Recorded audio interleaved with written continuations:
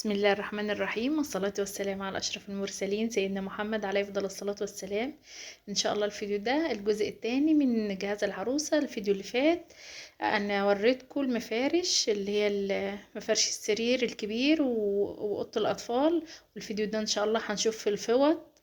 ويا رب كده الفيديو يعجبكم، ما تنسوناش باللايك والشير، واللي اول مره يدخل على القناه يعملنا اشتراك وفعل الجرس عشان يوصلكم كل جديد، وتتابعوني على صفحتي على الفيسبوك مطبخ فتحية فاروق. ده طبعا كان المفرش الستان. انا الفيديو اللي فات وريتكم اللي هو فيه كان فيه 3 مفارش ستان، اللي هو السرير الكبير واوضه نوم الاطفال، وده كمان ده كان للسرير الكبير. بصوا بقى الخامه بتاعته، يعني انا بفتح عشان تشوفوا الخامة، عشان لما تشتروا يعني ايه اللي بيبيع لكم مش يغشكوا ولا حاجة. وبصوا بقى في واحدة، يعني انا حقيقي يعني فرحانة بالتعليق بتاعها. هي بتقول لي انا من بني سويف، الفيديو اللي فات بتقول لي يا ريت تخلي كل الناس تدعي لي، يعني هي واختها واخوها يعني كلهم كده على وش جواز. يا رب كده يفرحهم ويسعدهم يا رب. بصوا بقى ادعوا لهم، عشان هي بتقول لي يعني هو فعلا الحاجه اليومين دول غاليه وكده، وخلي الناس تدعي لي ربنا يعني ايه يفرجها علينا ويوسعها علينا وايه واتجوز انا واختي وكده. يا رب يسعدكم، وكل من يسمع الفيديو دي يدعي لهم. وده كانت البطاطين. الفيديو اللي فات وريتكم اللي هي البطاطين اللي هي للأطفال، والبطاطين اللي هي الكبيرة بتاعت أوضة النوم. ودي الدفايات. بصوا بقى كان في بقى الدفايات اللي هي الفرد اللي بتيجي 2 شبه بعض، وفي الدفايات اللي هي دي بتيجي كده مغلفة كده في الشنط بتاعتها زي دي كده. طبعا دي بتكون منقوش، يعني ايه الرسومات عليها بتكون زي الحفر كده، زي البطاطين الحفر. طبعا هي جايبة 3 منهم، وجايبة كمان 3 دفايات من اللي هم العاديين التانيين، بس يعني ايه الألوان زي بعضها. بصوا ده كان لونها جميل قوي. ومش تنسوا كده اهم حاجة العروسة بدعوة حلوة كده من قلبكم، ربنا يا رب يتمم لها على الف خير ويسعدها، وعقبال كده بناتكم وبناتنا واولادنا واولاد المسلمين يا رب. طبعا الحاجات دي بتكون عملية جدا في الشتاء. طبعا كفاية بس بتكون كده النعومة بتاعتها والملمس بتاعها. ده بقى الفرطة اللي انا بقول لحضراتكم عليه، غير اللي هو اللي في الشنط اللي انا وريته لكم الاول.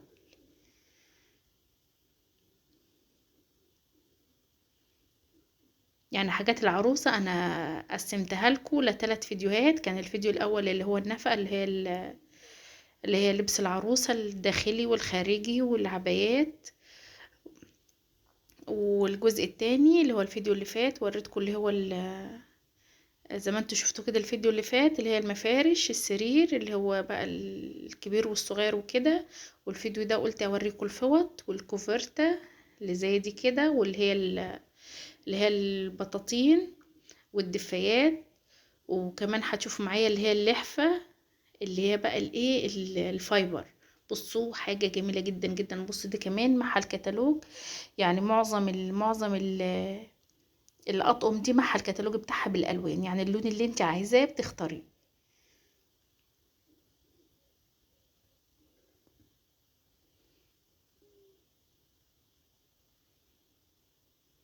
ده كانت حفصة سجاد، ده كده كانت باللون البني.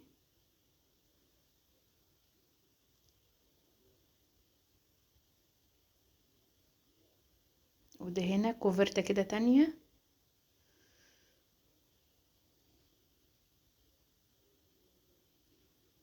طبعا دي بيكون عليها كده الحفر بتاعها. في ناس بتسميها كده لحاف فايبر اللي زي دي، وفي ناس بتسميها كوفرت اللي هو الموديل ده.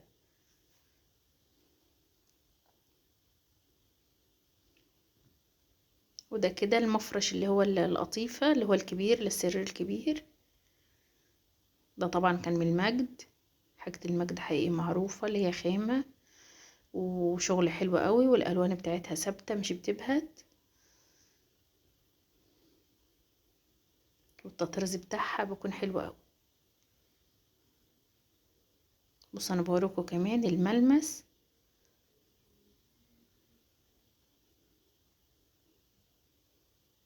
بسم الله ما شاء الله، كانت حاجه جميله قوي.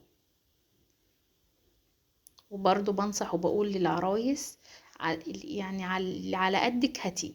يعني ايه، مش تديني اهلك في فلوس كتيرة، لان كل الحاجات دي مش هتستخدميها ولا هتستعمليها مرة واحدة. هاتي اللي هيلزمك، وبعد الجواز ابقي اشتري. في ناس اللي بقى وجهة نظر بتقولي امال الناس اللي هتيجي تتفرج وكده هيقولوا ده العروسة مش جايبة حاجة. انت مش هتاخدي حاجة من الناس اولا، ويعني وتاني حاجة يعني ايه، على قد فلوس باباك ومامتك هاتي. لان طبعا الاهل في الفرحة دي مش بيحبوا يزعلوا بناتهم وكده، وبيجيب لهم اللي هم عايزينه، بس بعد كده طبعا بيكون عليهم فلوس للناس للمحلات وكده. فانت حياتي اللي هيلزمك، وبعد كده بعد الجواز يبقى حياتي اللي تعوزيه. وكل يوم بيطلع موضة جديدة وحاجات جديدة. يعني انا حقيقي مش برشح الحاجات الكتيرة اللي بتيجي وبتنحط في الدولاب وبتتركن على الفاضي. وده كان لحاف تاني اللي هو بقى الفايبر. هو برضو كمان للسرير الكبير. يعني بسم الله ما شاء الله العروسة جايبة كمية لحفة يعني كتيرة قوي. ده الفايبر، واللي كان قبليه اللي هو القطيف.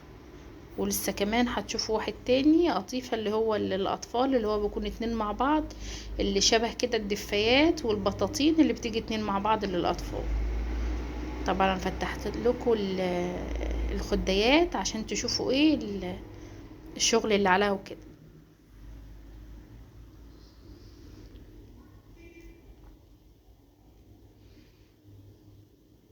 طبعا اللحفة دي بتكون فيها 5 قطع. يعني بيكون 2 خدادية والمفرش، وبيكون اللي هي الايه الخدادية بتاعة المخدة الطويلة، بيكونوا 4. وفي تانية اللي هي بقى بيكون في الكوفرتات بيكون فيها 5. وفي الكوفرتات التانية بيكون فيها 3 قطع. ده هنا كمان دي كانت برضو من المجد.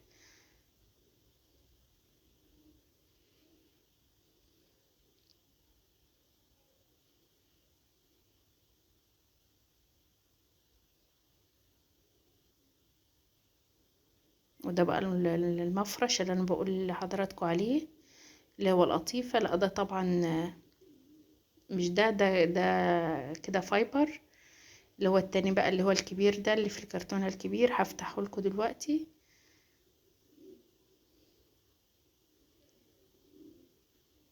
ايوه اللي هو ده كده اللي يشبه الشنطة كده. يعني حتى العلبة بتاعته تشبه شنطة السفر، مربعة كده ولها كده مفاتيح خاصة.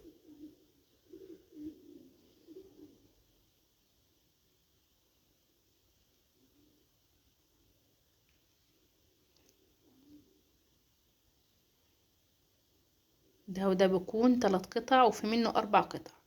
يعني 2 للخديات الصغيرة، وواحد للخدية الطويلة، للمخدة الطويلة. واللي هو ده للأطفال. طبعا الرسمة اللي بتكون بره هي اللي جوه. انا بس بحب ايه اوريكم كده الخامة، عشان وانتوا بتشتروا يعني ايه مش ينضحك عليكم. وطبعا البيع والشراء في الحاجات دي يعني ايه اجتهاد. يعني ممكن تروحي لمحل وهي الخامة وهو المفرش يقولك ب1500 جنيه، في محل تاني يقولك ب1200 جنيه. يعني وانت بتشتري كمان فصل. يعني ايه ما تاخديش كده من كلام اللي هيبيعلك.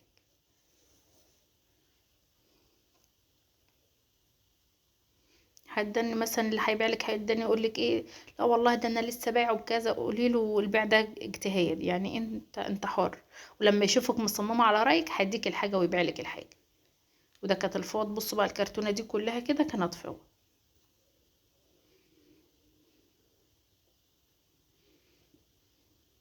ده كده بقى الدفايات اللي هي الفرطه اللي انا بقول لحضراتكم عليها.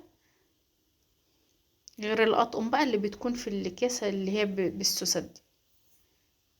طبعا ده 2 شكل بعض. ده كده للاطفال. وده علبه فوط فيها 5. ودي كمان دفيات. دي كانت باللون البامبي اللي هو الفوشيا.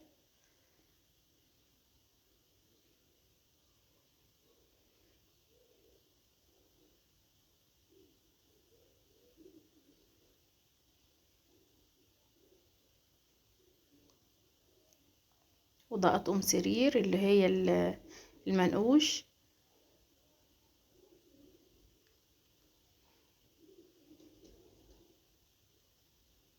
طبعا وريتكم اللي فات. بسم الله ما شاء الله، العروسه كانت جايبه كميه مفارش للسراير، يعني حاجه جميله قوي وكتيره حقيقي يعني.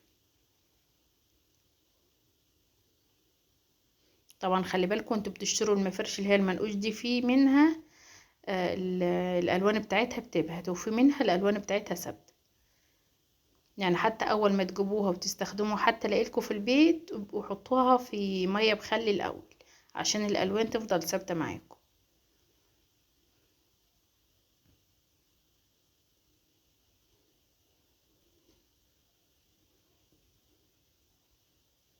ودي كمان فوط. بصوا يعني انا عديت الفوط اللي العروسه دي جايباها، جايبه 40 فوطه، غير اللي هي الفوط اللي هي الفرد، اللي هي بيكون 12 مع بعضها، اللي هي تحتي في الكرتونه دي، هوريها لكم دلوقتي.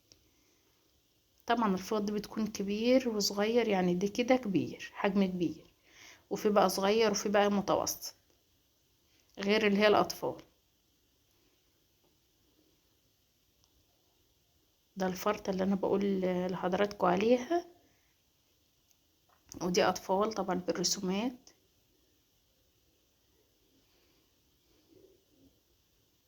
الرسومات دي بتبقى حلوة قوي، والواحد بيرص كده دولاب العروسة، تدي منظر حلو. بس طبعا في الاستخدام التانيين احسن.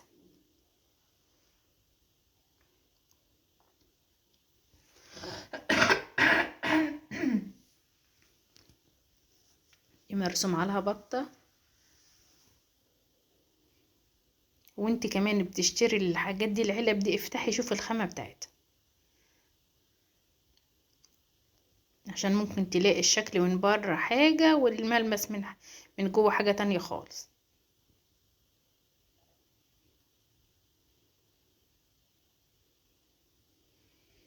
ولو انت بقى مكملة لسه الفيديو، دوسي لايك واشتركي في القناة، وبعتي بقى الفيديو لاصحابك وحبيبك على الواتس وعلى الخاص، عشان اللي ناقصة اي حاجة تكملها. ويا رب كده تستفيدوا ولو بمعلومة كده من الفيديو. وادعوا لنا بقى دعوة حلوة كده، واكتبوا لنا كده تعليق حلو، وشوفوا كده انتوا بتسمعوني منين، وهل حداكم انتوا بتجيبوا زي عندنا كده ولا حاجات مختلفة. طبعا حبايبي اللي بره الدول العربية التانية بيقولوا احنا مش بنجيب حاجة خالص، كله على العريس. بس طبعا كله على العريس. مين في مصر هنا؟ ده مصر هنا لو طايلت مش هقول لكم تشتري شقة العريس كمان هتجيبها.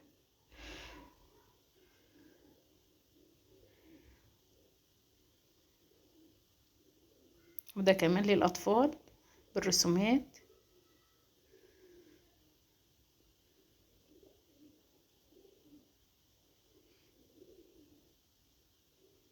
طبعا على شكل دبدوب، وعلى شكل كتكوت، وعلى شكل قطة، وشكل أرنب.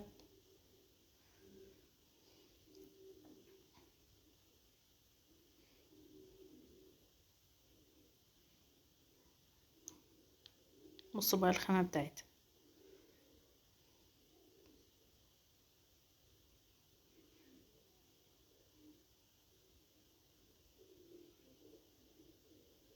يعني أنا بقول لكم اللي هي الفوط اللي زي دي عملية جدا في الاستخدام وفي الغسيل، وألوانها ثابتة كمان اللي زي دي.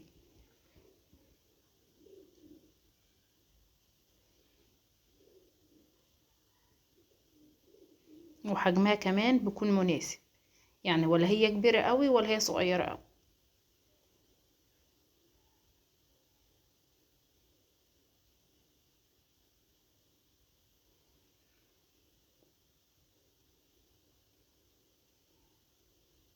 دي طبعا فوط من اللي هي الكبيرة، الحجم الكبير ده. كده علبة فيها 3.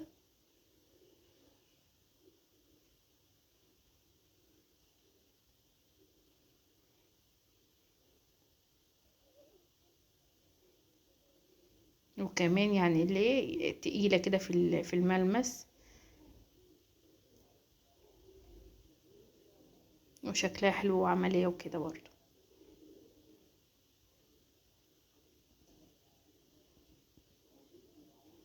ويا رب كده الفيديو يكون عجبكم. ده كده البورلس، مش تنسوا كده اللايك والاشتراك في القناة، ويا رب كده يفرح الجميع، بناتنا وبناتكم يا رب.